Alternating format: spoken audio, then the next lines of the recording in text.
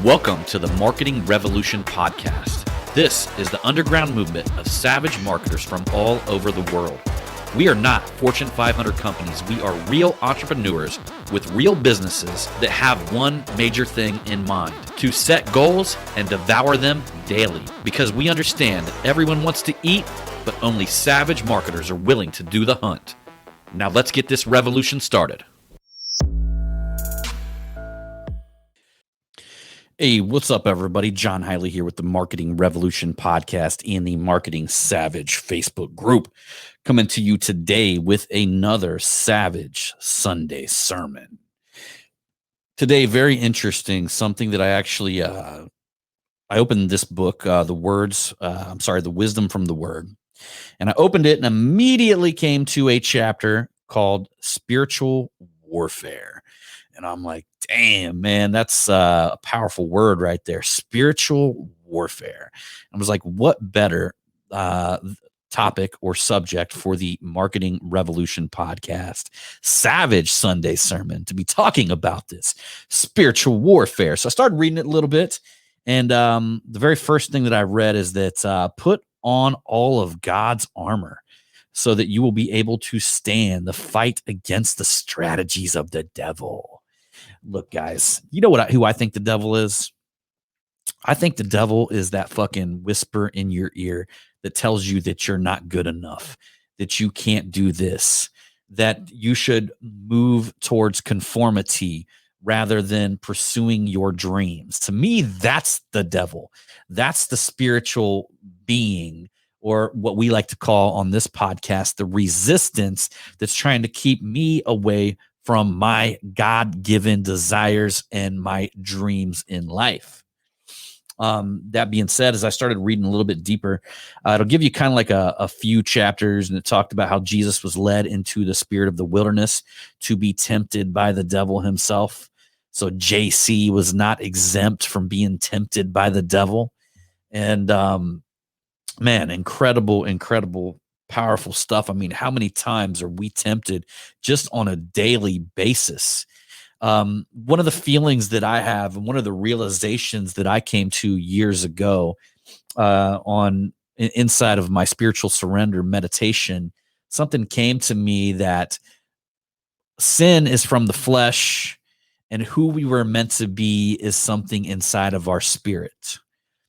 The flesh is always going to fall towards temptation. The spirit is something that wants to push us to become the biggest, best version of ourselves. And if you think about this, just think about this in a very small sense, right? In a sense of, a lot of us know that we should be healthy. We should be in shape. We should be dieting. We should be working out. Okay. So we all have this feeling about ourselves in the spirit.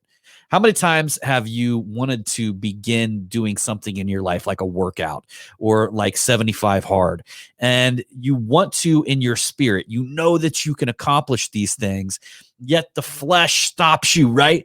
Because all of a sudden you look and there's a fucking Twinkie, or or you want to go eat some fried chicken, right? So the moment the flesh, the things that you want here and now, actually you allow them to exceed your spirit that wants to pull out the biggest, best version of yourself. And a lot of times you have to resist the temptations of the flesh, the here and now, to satisfy that of the spirit, which takes fucking discipline. So as I read through this, talks about stay alert, watch out for your great enemy, the devil. He prowls like a roaring lion looking for someone to devour. Prowls like a roaring lion looking for somebody to devour. But here's the thing. We don't get ate by that lion. What is it that gets devoured by that lion? Okay? It's your spirit.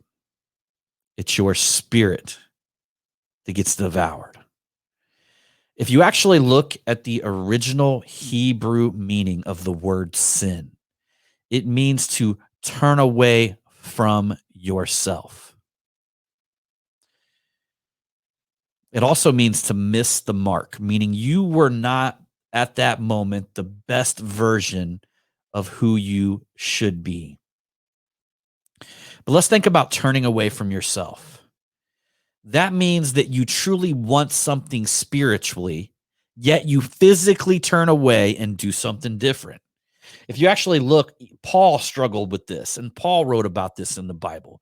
He wrote about how he knew what was right, but he kept going back like a dog going back to his vomit, doing what was fucking wrong. I guess the encouraging thing about that is even if a man like Paul, who wrote like half the New Testament, had struggles with this thing, I'm pretty sure that we're fucking okay having struggles with them in our life, and we are going to struggle with this. But at the end of the day, that's the battle. It's so crazy how everything comes full circle. That's the resistance. That's the thing that we're trying to beat. We're trying to leave our shitty ways and do things in a different way, to do things in a better way. We're trying to become who we know we are. But to do that, you got to leave the sins of today. You got to create better habits that move you towards your spirit self while you suppress the flesh. What are these meat wagons we're riding in? Fucking meat wagon. These meat wagons we're riding in. Our spirits are riding in these meat wagons. We got to suppress these meat wagons from fucking our spirit up. I don't know if I'll ever get a church because I don't know anybody's ready to hear the word fuck during a sermon. But it's okay because I got you guys to preach too. And guess what? You guys know that I don't see where in the Bible it says thou shalt not say fuck. So till I see that, I think I'm good. Let's see here. I like this quote right here. This is James 4:7.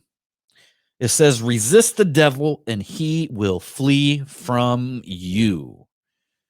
Resist the devil and he will flee from you. Man, isn't that incredible? You know, the devil doesn't want to take you anywhere good. I believe people can be rich by following, like doing bad shit. I believe there's always two ways to get there, but I don't believe that they're being led anywhere good. I mean, just because you're rich materially, you're not going to be rich spiritually. So what are we talking about here, right? So I do believe the devil can lead you towards wealth in certain ways, but I believe you're going to be so spiritually bankrupt, you'll never be able to enjoy it. But when you resist the devil, he will flee from you. What does that mean on a daily basis? What does that mean when it says resist? That means you got to get past the resistance that's holding you back from being the very best version of your highest fucking spiritual self. That's powerful, y'all. That's some powerful shit right there, man. I love it. So today, as you guys are listening to the Savage Sunday sermon, I want you to think about armoring up for the spiritual warfare, this battle that you're about ready to go into as you leave this podcast. And understand, as you resist the devil or you fight the resistance,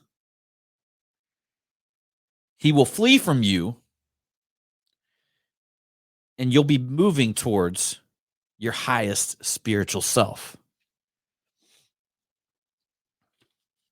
That's it, my friends. And just a heads up, y'all, I know that I've been grinding on you guys all week about this, but any of y'all who have not signed up for the Inner Circle and the Marketing Savage University, it's up. Today is the last day. We have until midnight here on Sunday to be able to sign up at marketingsavage.com. Get over there. I've got videos. I show you what we do. We got massive amounts of value, and we are doing only $297 for a lifetime offer. So if you want to jump on this spiritual journey with me, you want to go through my coaching, my training, all of that amazing shit that I'm going to be dropping on you, Head on over to marketingsavage.com and join the resistance. All right, everybody. We'll see you on that next one.